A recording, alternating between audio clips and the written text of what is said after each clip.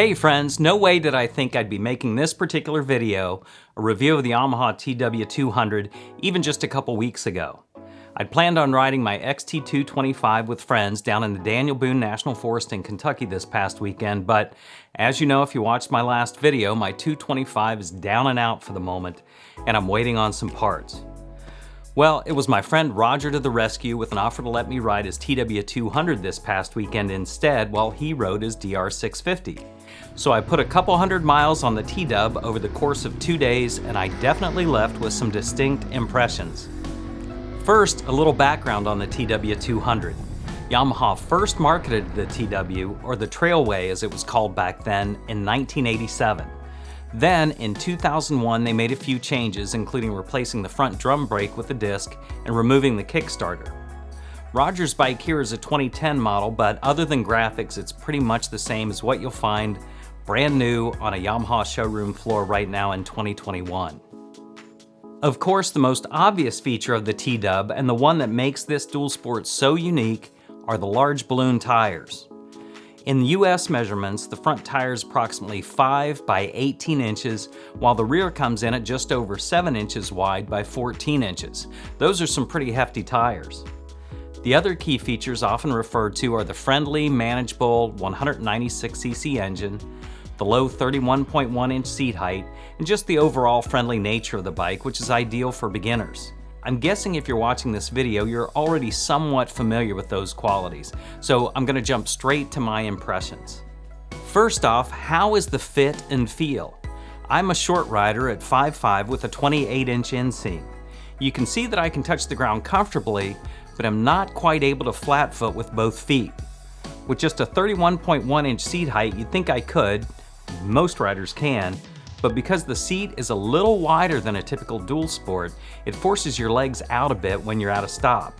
I can, however, touch flat with one foot at a time, which is fine for me, and it's definitely confidence inspiring. There just aren't that many dual sports with low seat heights out there.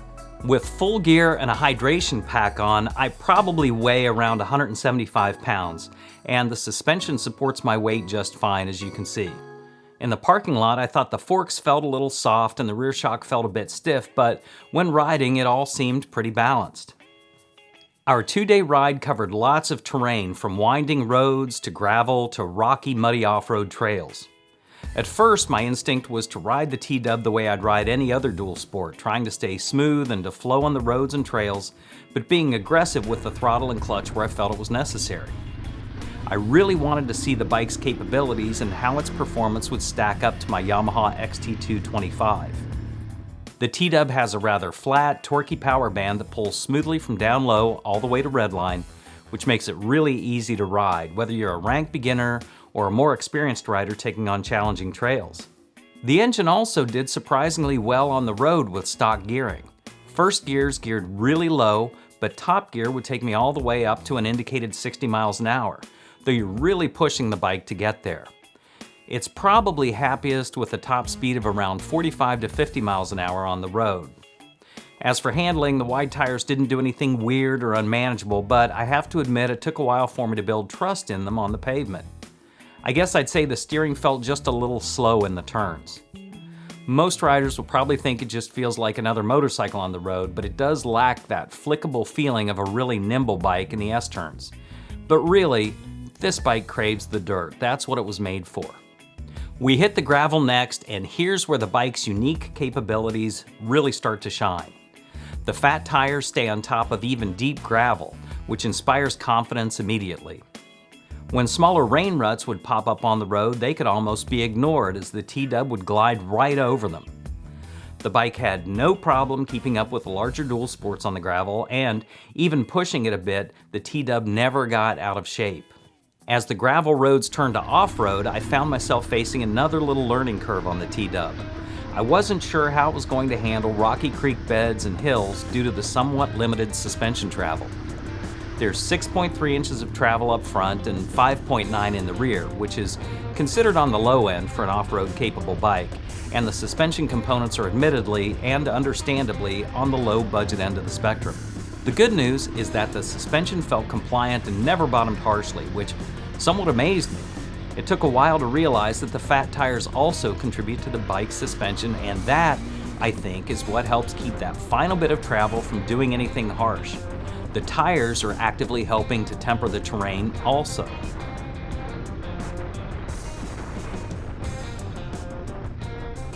With the shorter suspension travel, I had the impression the bike would also have a low ground clearance, but I only found myself hitting the skid plate a few times over the course of the ride.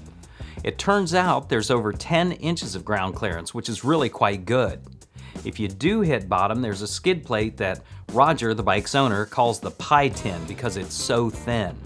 Lacking frame rails under the engine, the skid plate is the only thing between terra firma and the cases. While you're down here, the bike also lacks a folding shift lever or brake lever tip, which I found disappointing for a dual sport. You can tell that both letters have been pretzeled by impacts in the past, and in this condition, the rear brake becomes almost impossible to find. We see that the skinny stock foot pegs have already been replaced with wider units, and there's a big thumbs up to that. But back to the suspension and tires, I almost got myself in trouble a few times by coming in too hot to a section. I'd try and accelerate up rocky hills or over creek beds, and occasionally the rocks would send me bouncing offline. In this uphill example, I had clear trail ahead, but somehow ended up in this huge avoidable rut because I just bounced my way over there. But now that we're in the rut, it's time to talk about where the T-Dub really shines. It's grinding up nasty stuff like this. It's muddy, slick hillsides. It's deep mud and water.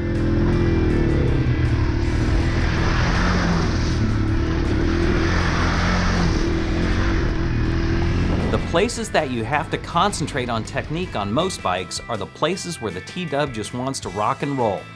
Plant your butt on the seat, click it into gear, and just point it where you want to go, and it will take you there. Roger had been telling me this, that the T-Dub really rewards just sitting down and not getting in a hurry, just being slow and steady. Now, with some saddle time, I really do get it.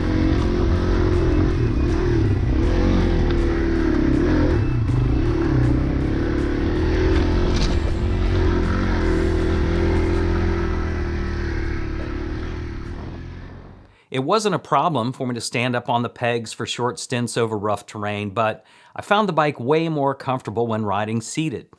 While the seated layout felt perfect for my size, I felt like my weight was way out over the bars when standing, and the handlebars felt really low. It's just very compact feeling up front. You could mess with handlebars and risers and different hardware, but the way Yamaha set up the weight distribution feels very purposeful, and personally, I probably wouldn't mess with it. It was really at the beginning of day 2 that I clicked with the T-Dub. We were all a bit tired from the day before, and our pace the second morning was probably 10 to 20% slower. Where we were hustling on day 1, we were just cruising on day 2, and it completely transformed the bike, my ride, and my experience with the T-Dub. I was immediately having more fun on the ride, both on the road and on the trails.